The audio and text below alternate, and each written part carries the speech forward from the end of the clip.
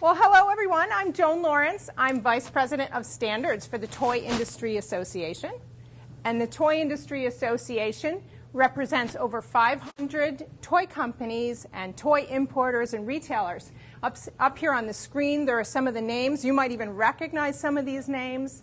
Anybody have any of these home in their toy box? Just show me your hand if you see something you recognize. Yeah, there's some names on there that you're going to recognize, I bet. And so these are the kinds of companies that we work with. I have some friends here with me today. We have Al Kaufman, who is our Senior VP of Technical Affairs for the Toy Industry Association. We also have John Gessert and Haley Mann from American Plastic Toys, which is located right here in Michigan, one of your neighbors. And they're also going to help me talk to you guys about environmental packaging and environmental sustainability, which you guys have shown such an interest in. We're going to talk about what the toy industry is doing in the name of environmental packaging, but also more broadly what we're doing in environmental issues. So who can tell us what the 3 R's are? You, in the red. Yeah, in the red. Yeah, thanks. Good. I'm glad you didn't say reading, writing, and arithmetic, because that's the answer we get a lot of times. But you heard what she said. Reduce, reuse, recycle, the 3 R's that we can all agree on.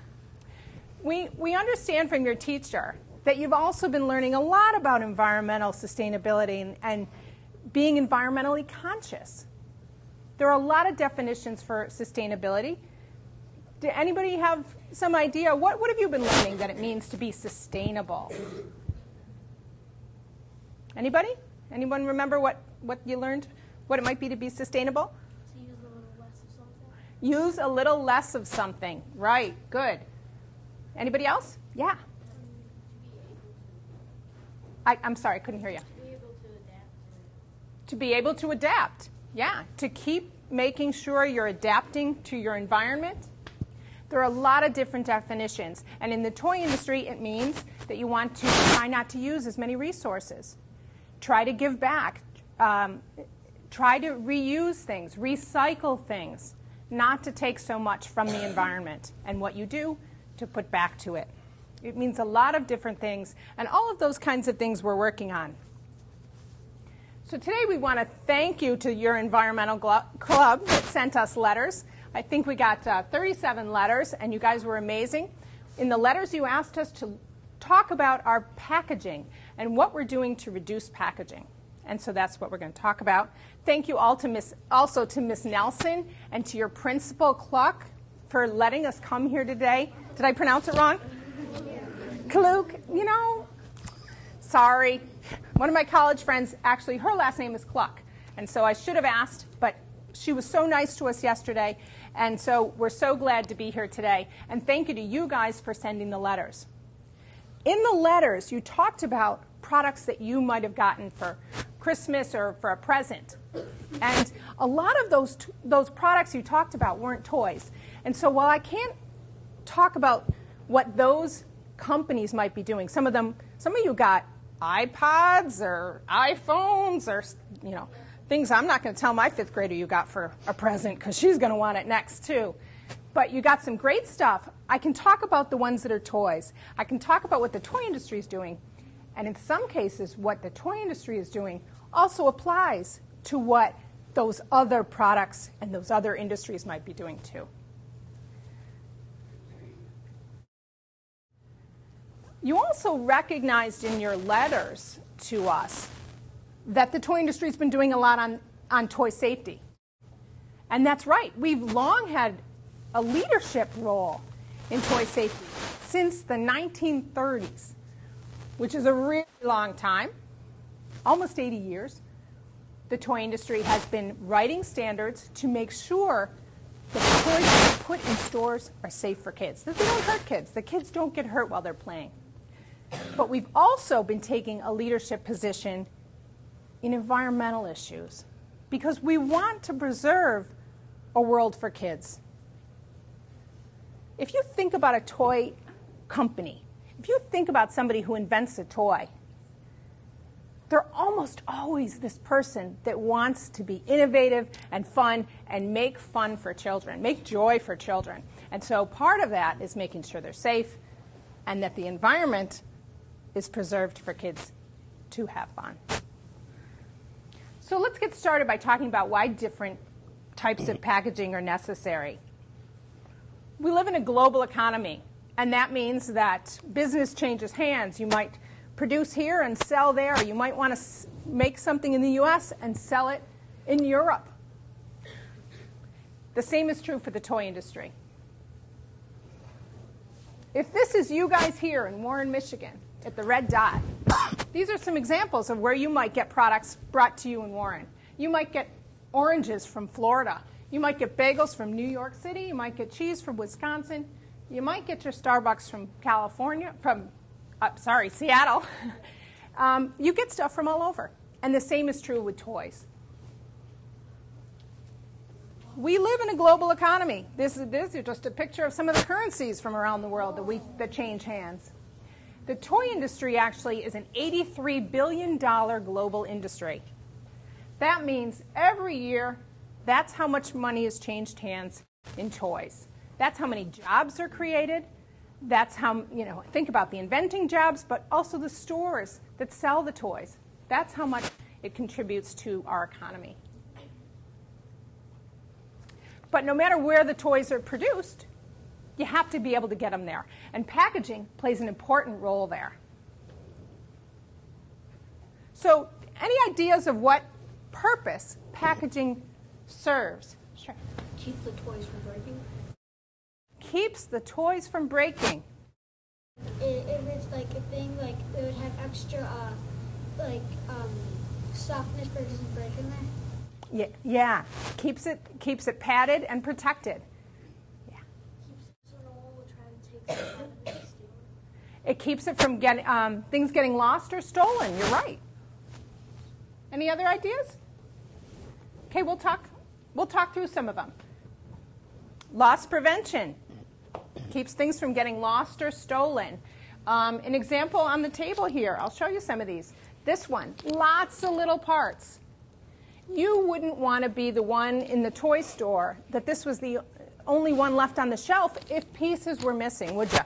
If you saw that on the toy shelf and it had parts missing, that wouldn't be the one you'd want to buy or bring home or get for a gift. What are some other ones? Protects fragile parts. You gave us that example. You're right.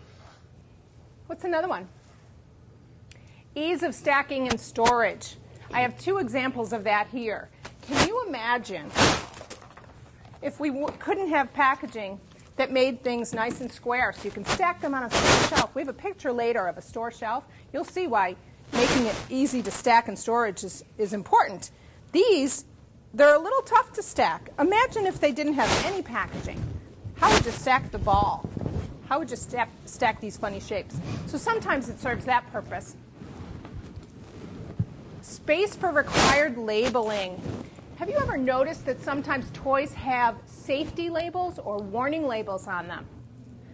Those are sometimes required by law. And by law, they have to be on the packaging. So there has to be enough space by the law so the company can put the label on that they have to.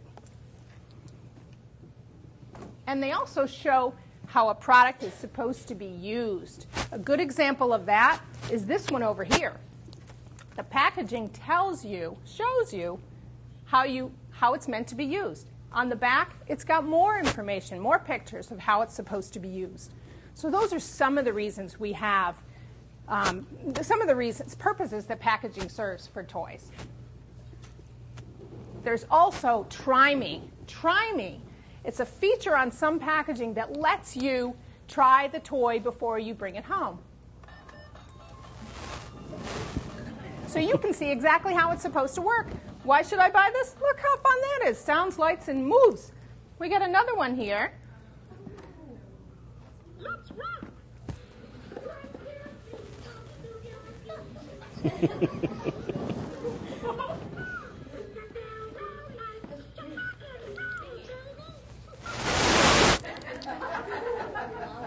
Thank you, Elmo. But you can see why there are many different reasons and purposes that packaging serves. So it helps to keep it safe from where it was produced into where it's going when it ends up in somebody's home. Toys actually take a long route from the place they're made to the time when they make it into a kid's hands or a kid's yard.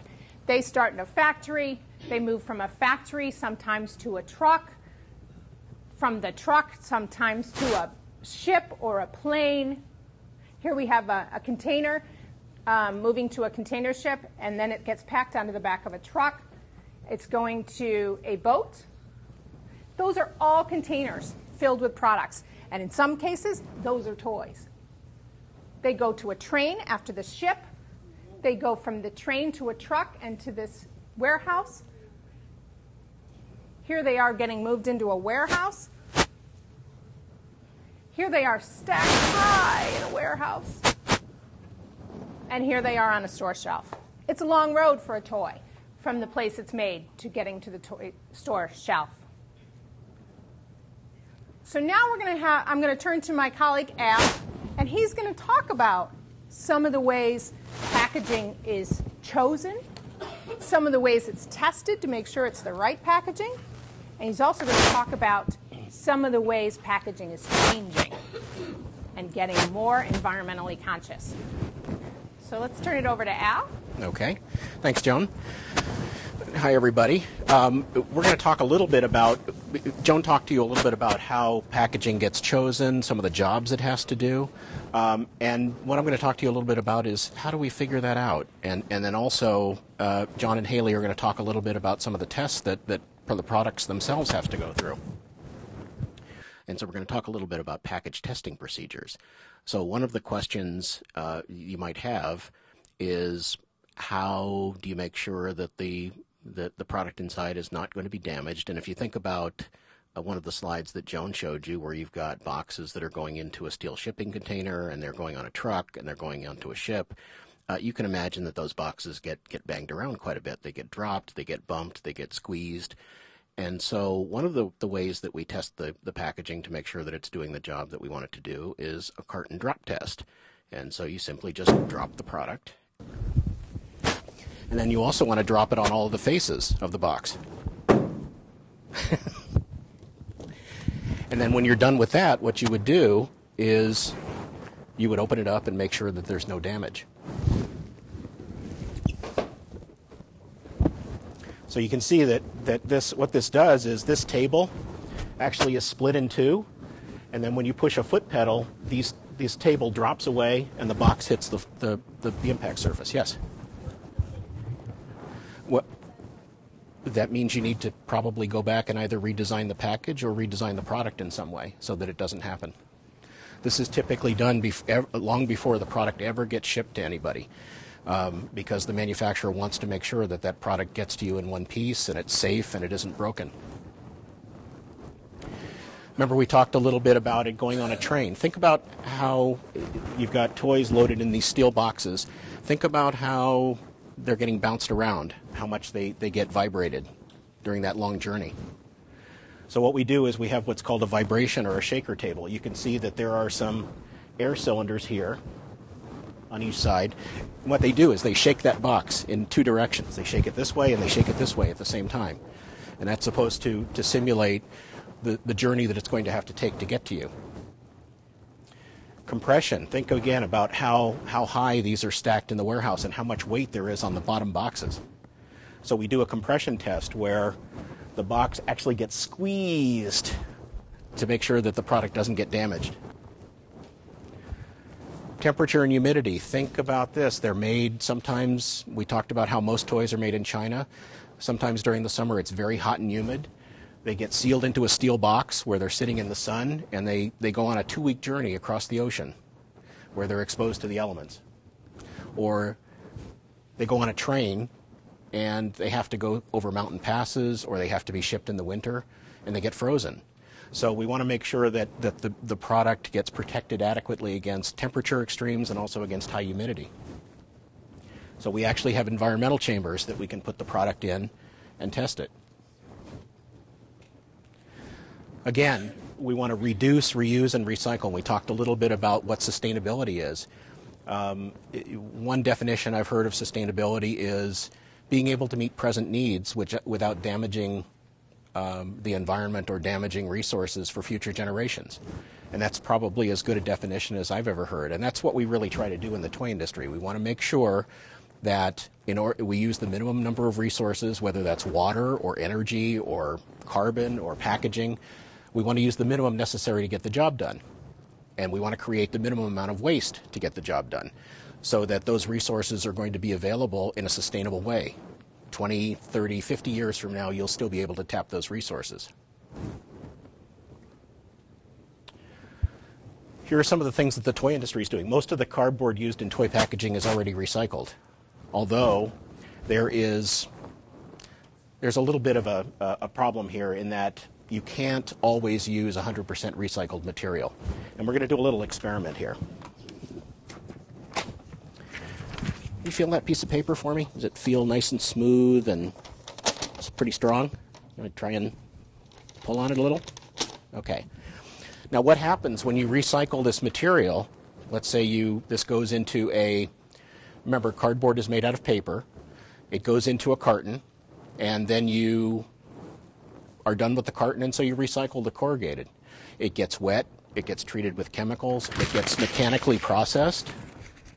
So let's crumple this a few times to simulate that mechanical process.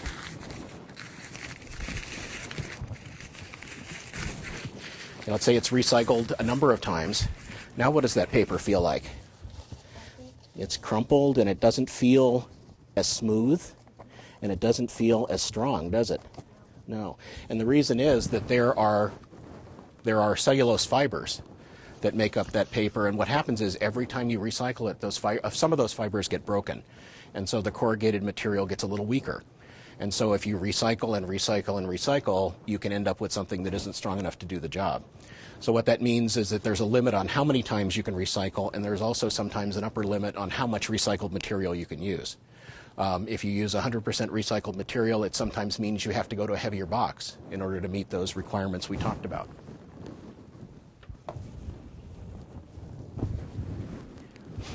Oh, sorry, I got a little ahead of myself here.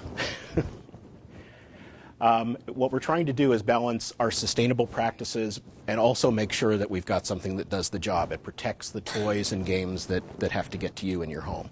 And you want a product that looks good and does what it's supposed to do and works right and is safe. So toys generate less than 0.7% of typical consumer household waste. You can see how that breaks down here, and I'm sure you've probably seen something very similar here in terms of what household waste looks like as you're studying this. So how much is 0.7%? If a dollar is 100%, then a penny is 1%, and this is how much toys make up of that waste stream. Now that's not to say that we shouldn't be doing our part. We do use resources, we do produce waste, and so we want to make sure that we're doing that as responsibly as we can. But I wanted to give you some perspective. So here's some of the things that we're doing as an industry. Some of the largest toy companies are already working on plans to reduce toy packaging 15 to 30%. This is something that we've been working on for a while, and we've had some successes. Some companies have already reduced the use of mixed material wire ties. You've all seen these. They're wire coated with plastic.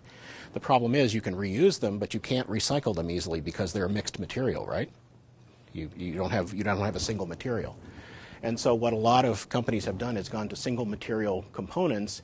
They can either be reused or they can be recycled. In fact, some of them are made of natural materials like raffia. They've decided to go to raffia ties instead of those plastic-coated wire ties. We're using molded trays in some cases that are 100% compostable. You can put it in a compost pile and it's degradable. Some packaging components are made from bioplastics. In fact, I've got an example here, and we'll pass it around. I don't know if anybody's ever seen this material before. This is, I had some strawberries for breakfast, and it was in this container. And this is made out of a material called polylactic acid. It's made without any oil. It's made completely from corn. So you can pass that around, and you guys can see it. Now, sustainability is sometimes very complex. I think one of the questions is, do you want to be devoting corn that could go to feed people or animals and turn it into plastics? You want to make sure that you're striking that appropriate balance. And you want to make sure that it's whatever material you choose, it's the right one for the job, that uses the least resources and creates the least waste. So sometimes it's not an easy job to make that decision.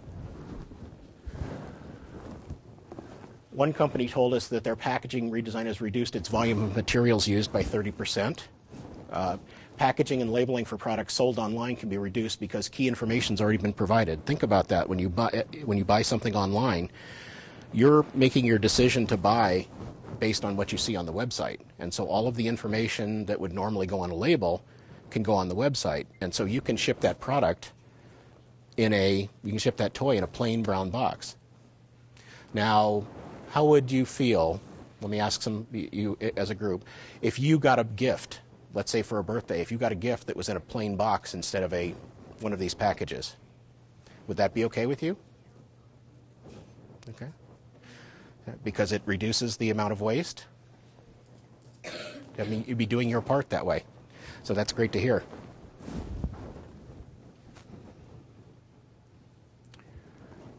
That's the question. Would you like a present less if it came in a generic box or a bag? And I'm glad to hear you say that you'd be just as happy with it.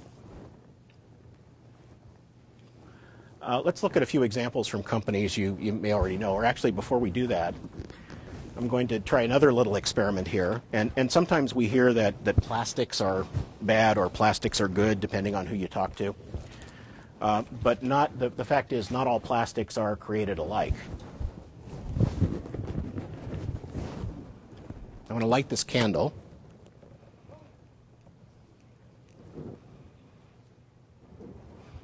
There we go. And then I'm going to blow it out.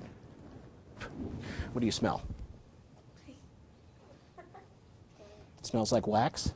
The burning wax? Okay. Now, I'm going to take this milk container. I also had this for breakfast. Oh, that's all right. Now, you probably can't see the flame, but it's there. It's burning very slowly. Now, what does that smell like? Well, does it smell like wax? It smells a lot like the candle, doesn't it? Yeah, and the reason is that this is high-density polyethylene, which is really chemically very, very similar to candle wax. The only difference is that the molecules are longer. And so that's why you have something that feels like plastic and not like wax. It takes a lot more heat to melt this than it does the wax. But it's really the same material. They're very close. This material here, does anybody know what this is? And what kind? Right, a 2-liter soda bottle. What kind of plastic? Does anybody know? It's a material called PETE, or sometimes people call it PET, and it stands for polyethylene terephthalate, which is, you guys don't need to remember, but the nice thing about this is sometimes people just call it polyester. Okay, this material is the same material that's used in this carpeting. It's used in some of your clothing. It's all polyester. It's all PETE. So this is one of the most highly recycled materials because you can take these soda bottles, grind them up, reheat them, turn them into carpeting, turn them into clothing, turn them into packaging. As a matter of fact, where did it go? Here it is. This packaging is made out of a material called Mylar, which is PETE again. You've all seen those silvery balloons? Those are Mylar also. Same material. And that, because you can use, it's a very versatile material and you can use it in a variety of ways, that means it's endlessly recyclable. You can reuse it and you can recycle it. So it's great material from that perspective. Has some limitations.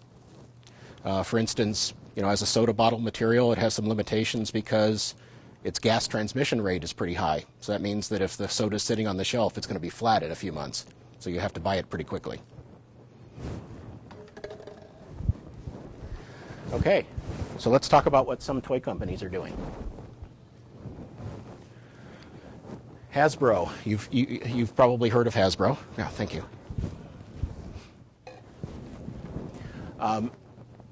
they said they were going to reduce packaging for some of its most popular products. They're going to try to be 15% more environmentally friendly, and that's by reducing the amount of material that they use. They want to eliminate certain materials, no more PVC, and the reason that they're eliminating PVC is not because PVC is necessarily bad or good, but because it's one of the materials that a lot of municipalities don't recycle. A lot of cities aren't ready to recycle it yet. And so they want to go to materials that are more readily recyclable. No more wire ties. They've replaced them with paper rattan, which is compostable, or bamboo, compostable, recyclable, fully biodegradable. They've eliminated 34,000 miles of wire ties. 75% of their paper packaging is recycled materials, and their goal is to get to 90% by 2015. Crayola. They created a solar farm. I've been to their headquarters in eastern Pennsylvania. They've created a solar farm behind their headquarters to help generate the power to run their factory. Lego. Lego actually is spending a lot of money to put together a wind farm behind their factory in Denmark, and what that electricity will do is that will run the factory that they use to produce toys, to produce Legos. Green Toys. This is a company out in California in the San Francisco area. They use these recycled milk containers. Remember, we talked about high-density polyethylene? They take the milk containers that are empty, they grind them up, they remelt them, and they turn them into toys. They use as little material as possible, and they use mainly recycled corrugated boxes, no plastics, no cellophane, no twist ties. And they're all 100% recyclable. We have a company called Plan Toys that's one of our members. They're really interesting. Their factory is in Thailand. Does everybody know where Thailand is? Okay. It's in Southeast Asia. It's south of China. What they do is they're trying to be environmentally sustainable because they use chemical-free, kiln-dried rubber wood. Does anybody know what rubber wood is? Well, actually, rubber trees are where we get natural latex from. Yeah, so what they do is they use the sap from that tree to make latex rubber. And they will produce sap and produce that natural latex for about 20 years. And at that point, the tree has gotten older and it's no longer productive. So what they do is, in a sustainable way, they take that rubber wood that's gotten too old to produce rubber and they turn it into toys. So those rubber trees get cut down, new rubber trees are planted in their place so that latex industry is more sustainable, and then they use that wood to produce toys. So they kiln dry it, and again, this factory is run on bio-waste, and it's a zero-waste factory. It's completely self-sustained in terms of energy usage. They use what's called an E0 glue, has no formaldehyde in it, and the emissions are very low. They use water-based, non-toxic colors, and they use recycled and recyclable materials, and they print with soy ink. It's made from soybeans, and it's water-based. So these are the kinds of products that they make, all out of rubber wood. Now, we talked a little bit, John and Haley are going to talk to you a little bit about American Plastic Toys. Here's where they are. You can see.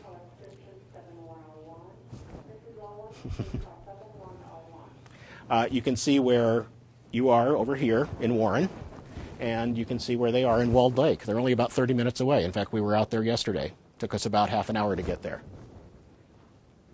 So I'm going to turn it over to John and Haley and let them talk to you a little bit about what they do here in Michigan. Thank you. Hi, everybody. I wish I could. I can't handle it. I wish I could come back. I wish I wasn't before. I wish I was before Mr. Kaufman getting to play with fire and light something right here in school. That'll be nothing that I'll be able to do. But hey, want to talk a little bit about what we do as a company and some things that we do, just like some of the bigger companies, but right here in your back door. And Haley's going to help me with some of the presentation as well. American Plastic Toys, like I said, has been doing business for over 50 years. And we have over 300 employees here in the United States. And we have about 100, 150 different products that we make, some of which you see on the table here, and we'll talk about these individually. But in a perfect world, if I'd snapped my finger, I could have taken you all to our plant and giving you a tour. But since we weren't able to do that, we brought a little video of how our plant looks so you get an idea of how some of these toys are made.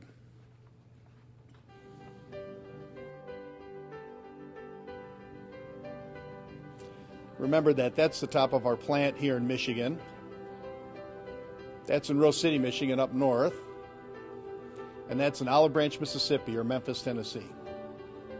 And that's where my office is, and Haley and I both work in that office right there. That's the assembly line. So you see the parts coming out down the line, and a team of people put it together, and they're actually putting together the workbench. These are all injection molding machines. We have 60 of these here in the United States. And that's a picture of one with a robot, how we take parts out of some of our machines. And again, that is the top part to the tool bench that we brought in a sample of right here. And these machines run 24 hours a day, 5 days a week. This is the bulk line inspector. She looks at every single piece of plastic that comes out of the molding room and checks it for color and other safety issues. This is just like a bowl of cereal or a box of cereal. Most of our products come across the scale that verifies if it has all the pieces in it. That's what Haley does. You see the red light came on. That one, we set it up so that one would fail the test, and then we take that box away and make sure we figure out what it's missing. And there's a drop test. We have all our toys tested outside by independent labs, like Al talked about, but we also test them internally, and we brought one of those doll buggies as well. And then, after it's produced, we take a few pieces from every production run and every shift, and we make sure that all the parts are there and that they look right. And again, that's the tool bench. And then here we go, we're back in the shipping room, and do you see how they're picking up the product? That's a clamp truck, and that clamp truck moves product. Notice no wooden pallets in our plant. And again, that's our logo. You can see that on the bottom of some of our products. So the reason for I wanted to show you that all of our plants look pretty much the same way. And what we do, you saw some of the things that we talked about indirectly in those images. One thing we do is that the majority of our packaging has always been corrugated board, like you see here, and like the big brown boxes that you saw in the in the video. This is a shopping cart. All the parts are dropped in the box. You have to put it together. So we don't use plastic bags in the packaging. We just put it right in the box, and then right on the bottom here, this is 100% recycled material. Many of our items, most of our items that are packaged in corrugated boxes, that's 100% recycled material. We don't use twist ties. We haven't used twist ties for many years. And something that seems maybe a little different than you might think, we all want to use fewer packages, but we buy our corrugated boxes from plants that are close by. So we have to it spends less time in the truck, and if the truck's not driving down the road as far, say from California to Michigan, instead it's coming from Toledo to Michigan, is that a good thing? Does that mean it's less emissions? That means less gas used, and it means less miles traveled on the road. So that's one way that we are more sustainable and more environmentally conscious. What I thought was really interesting was I got a letter. You guys are in 5th grade. I got a letter from a 5th grade teacher in Missouri, and it talked about the same thing. She happened to purchase that shopping cart in that box, and she wrote me a letter that sounded a lot like your letters. I purchased my very own shopping cart this morning for my daughter. I was very pleased that there was no packing material. The product was packed in the simple corrugated box, and the assembly instructions, Haley, if you turn it around, the assembly instructions, instead of putting another sheet of paper in the box, we printed it right on the back of the box. Again, less paper, and we're using less material. So energy conservation. Somebody said those plants are big. All of our plants, all of our buildings together are just under 1 million square feet.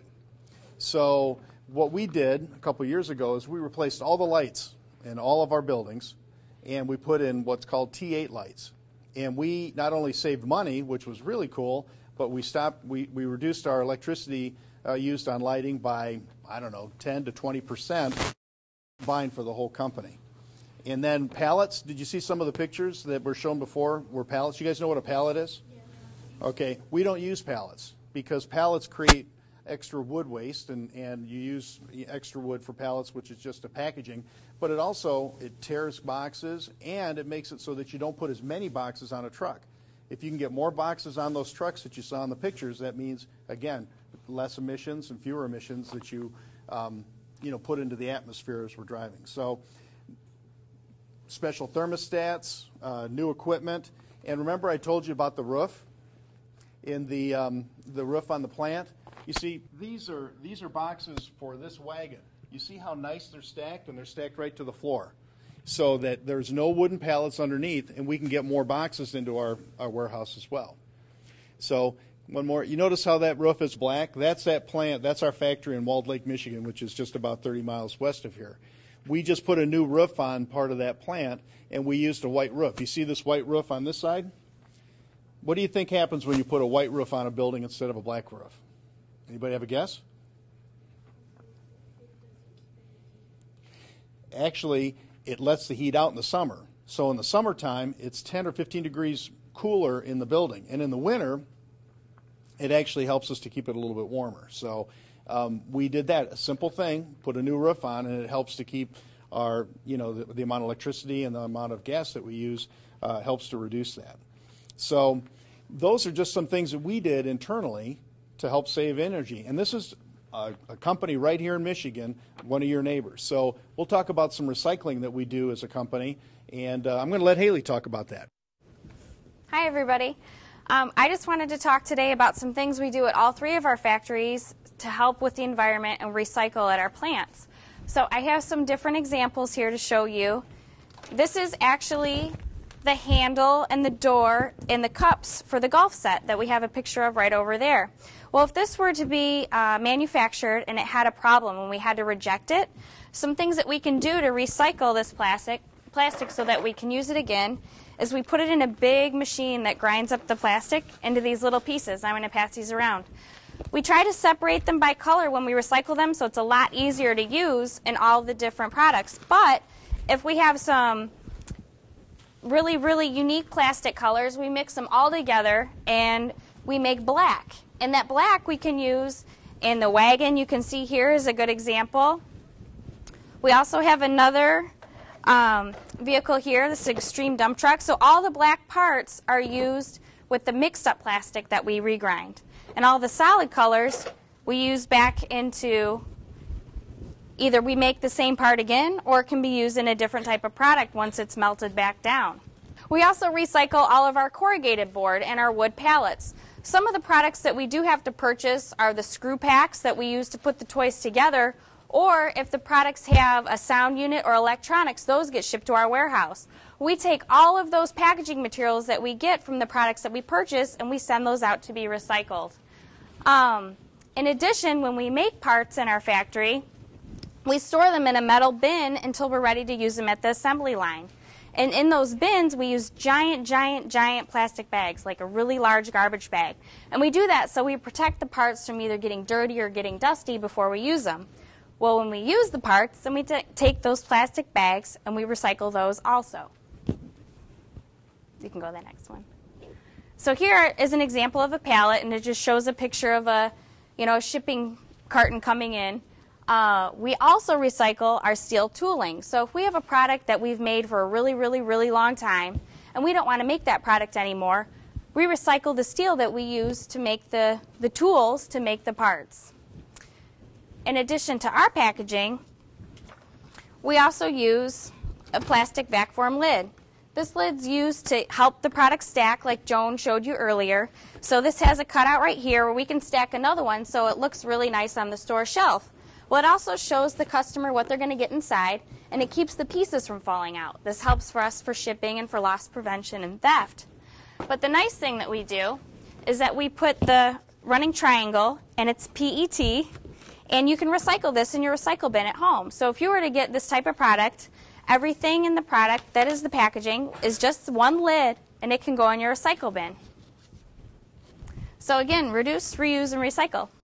Now, one thing just before we open it up for questions, I think that if there's going to be any, we brought you guys just so that you could remember that we're here locally. We'll give these to your teachers, but you can look on the bottom. It has our address and everything else.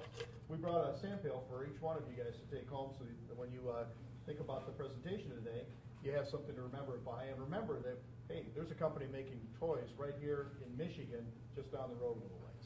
So. Thanks, John. Thanks, Haley. Mike. Thanks. Okay, just in closing here, we're going to talk a little bit about just, again, remember the 3 R's: reduce, reuse, and recycle. We've talked to you a little bit today about what the toy industry is doing. We're trying to do our part, and we're constantly looking for new ways that we can be better at it. Here are a few facts. You may have seen these before, or maybe not. Did you know the average American creates 4.6 pounds, a little over 4.5 pounds of waste every day? And each person uses about 12,000 gallons of water, which is becoming an increasingly precious resource. 1/3 of all that water is used to flush toilets, which seems like kind of a waste, doesn't it? Every ton of paper that's recycled saves 17 trees. And recycled paper requires 64% less energy to make compared with making paper from virgin pulp. In other words, where you have to go out, you have to cut down a tree, you have to grind it up and turn it into pulpwood. And that same energy equation works even more so for plastics. It's more energy efficient to recycle plastics, and particularly for aluminum. Aluminum takes very, very large amounts of electricity to make it the first time. When you recycle aluminum cans, it makes a huge difference in the amount of energy that you have to use to make it. So keep all that in mind. I was going to say it's absolutely great that you wrote to us. It's great that you are passionate about it, and I would encourage you to continue to recycle and reduce and reuse. So thank you. Any questions? I have a question. Yes. Can we grow up and work in a toy factory? Like, because we have a toy factory in Michigan. Yeah, the question was, can we grow up and go to work in a toy factory? And I'm actually going to turn that one over to John. Absolutely. And like I told you, I'm an old guy. I've been doing this for a long time. But one of my first job out of college was was here with American Plastic Toys. And we have 300 people that love working at the toy company. I've been there a long time, and come across town. We're just 30 miles west of here, and we have a plant, the factory up in Rose City, Michigan, which is about 150 miles just due north of here. So, or we'd be happy to have you down in the Memphis area. It's a little warmer there in the winter than it is here, but absolutely. And let me add, we'd absolutely be happy to have any of you work in the toy industry. I don't know, I'll tell my story. More than 30 years ago, I kind of got into it by accident. I graduated from UCLA with a degree in biology and organic chemistry, and I went to work for Mattel. My first job was breaking toys, believe it or not. They paid me to do that. I worked in the reliability testing laboratory, and I dropped them and pulled on them and froze them and heated them and crushed them and did all of those neat things. It was a great job. So I would encourage you to continue your education, and if you have an interest in the toy industry, we'd love to have you. Thank you. Any other questions? Yes. Can I give you the microphone so everybody can hear it? Thank you. What she said about the parts when they get shipped and somebody steal them when you get them, the people that ship them, can they steal them? There's like the people that ship them on the airplane, do they steal them too? Sure, I can answer that question. The question is, do things get stolen out of the back of a truck sometimes? And that's another really important reason, or airplane or whatever they put on. That's another really important reason for packaging products, because we have that happening sometimes where we send a truck out to a store or out to a customer like Walmart or Toys R Us or somebody like that, and I'm sure that we'd have more products that would find their way off the back of the truck if you didn't put them in a box like this or in a master carton. A brown box like the brown boxes that you see on the table there, like the one that Al dropped in front of you, that has multiple products. And the brown boxes that the one that's behind Elmo holds 48 pails. So I know if you just threw the pails in the back of the truck, it might fall off by accident, or somebody might end up taking it and stick it in their pocket. But that's another very important part. But it does happen, but packaging helps to prevent that from happening. Did that answer your question? Did you get that? That's good. Good. Anything else? Sure. When we go on the boats and they have in the big crates, could one of those crates fall? Sure, and sometimes they fall off the ship. But that doesn't happen very often. But they're real careful, just like the big metal boxes that Haley talked about. They're designed to stack, and they're really stable when they stack on one another, whether it's in a truck, whether it's in one of our trucks going between our plants, or whether it's on a ship or an airplane or anything like that. I'll add something to that. Believe it or not, when I was going to college, one summer job I had was to be a longshoreman in the Port of Los Angeles.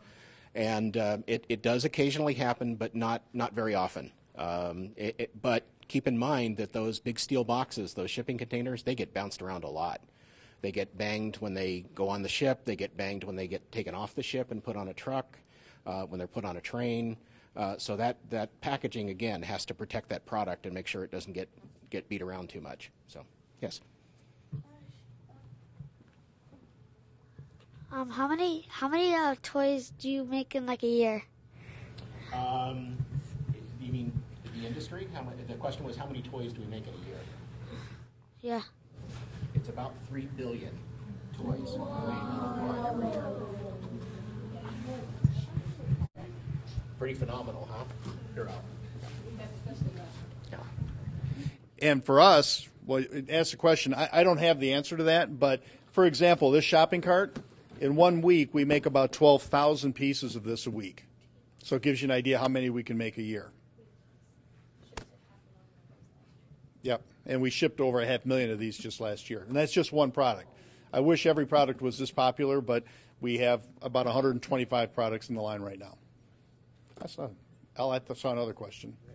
Did you have it? Okay, here.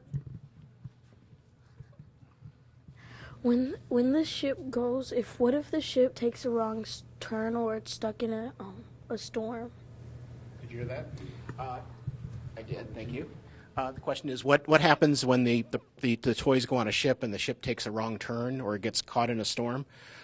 Typically, remember, those containers get stacked on the deck, and they're lashed down. They have cables that are holding them in place. But occasionally, if there's a very strong storm, they can go overboard. It does happen.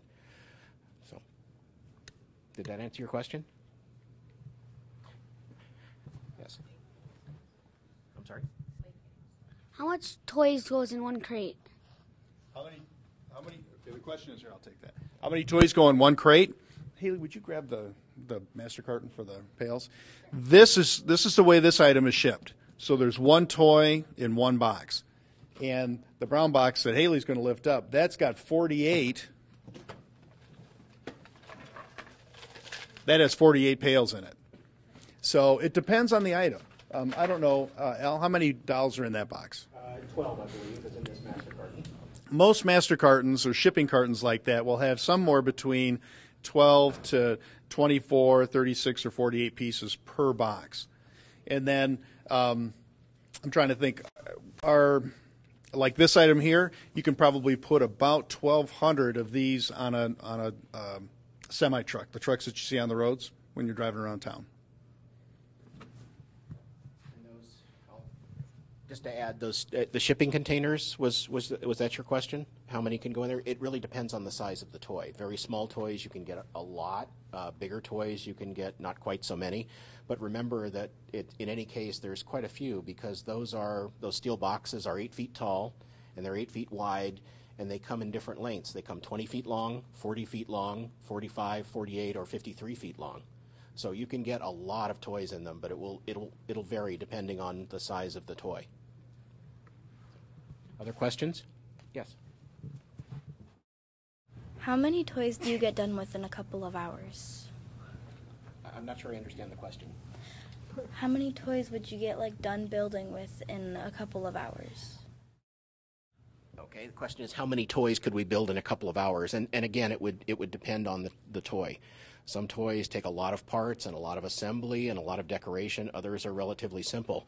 I'm going to ask John and Haley about, in a couple of hours, how many could you make? Okay, again, it depends on the product, but for this shopping cart, we can do 145 pieces an hour. 145 pieces an hour. And the pails, for example, we can produce 60,000 of these in a week. So that's 5 days. So that'll be a good story problem for your math class. So think of 5 days at 24 hours In 60,000 pieces, how many pieces do you get an hour? I wish I was that good at math. I'm not yet, but that'll be a good story problem. So, yes? Our most popular toy for American Plastic Toys right now, we're selling a chair. We don't have a sample of that, but we're selling a chair to a number of different stores, and we're probably going to sell well over 1 million pieces of those in the first 3 or 4 months of this year. In the fall, our kitchen set is one of our best items. Sell a lot of kitchen sets. A lot of people like to play with kitchens, both boys and girls. Thank you. That's a great question. Do you guys make plastic for not just toys but other stuff? That's a great question. He asked if we make plastic for other things than just toys, and not very much. But we actually we make some plastic parts for competitive dog jumping. Everybody blinked 3 times. I noticed everybody's head turned around when I said that. We have an associate that does business for us and with us that has dog jumping, has trained dogs that do competitive jumping, and we actually make different the clips and parts to make the jumps adjustable up and down. But really, everything else we do is the vast majority is toys. Good question. 2 questions. All right, I'll show you. What's your popular store right here? What's that? Your popular store right here. The most popular toy here right now would probably be the shopping cart. 12 months a year. We sell 500,000 pieces of these a year. And then for Christmas, on this table, it would be the tool bench. We probably sell 200,000 to 300,000 pieces of those a year. My other question was, how many? You forgot it? All right, well, let us know if you remember it in the next couple minutes. Any other questions? For Joan or for Haley or for Al? Come on, you guys, you can do better than that. You've got a toy company right here in front of you. If one of the toys, like on the ship, get broken and they don't notice it, and it passes all the tests, and it goes to a store and someone buys it, and if they call you, what would you do about it? Okay, that's a good question. If a toy, because I just talked to a customer this morning that had a question, as a matter of fact.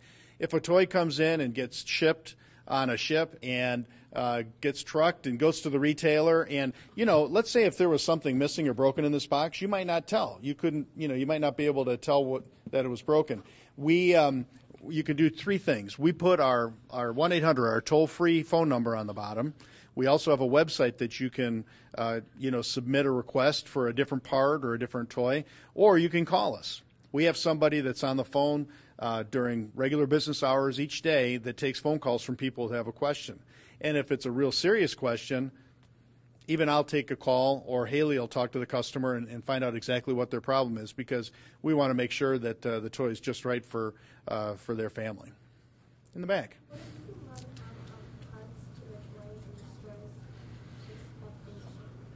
What if we run out of parts for a toy or some toys and that the store wants? Is that a good way to put your question?